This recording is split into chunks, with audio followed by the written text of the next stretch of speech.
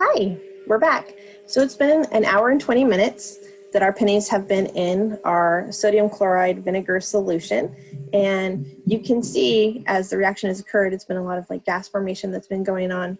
And the pennies have been started to be cleaned. And although they're not quite as bright and shiny as I'd hoped, they are a good deal cleaner than when they went in. And so what we're going to do next is we're going to take our pennies out of the sodium chloride vinegar solution, and we are going to lay them on a paper towel.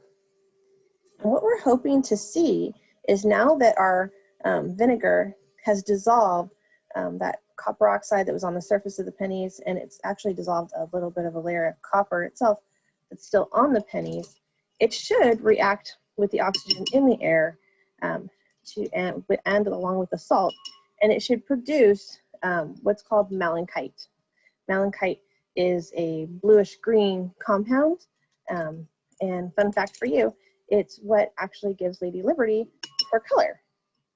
So she is actually covered in a malachite compound. Okay. So there we go. I've got my new pennies, on my paper towel there, and so they're just gonna sit about an hour, and then we'll check in on them.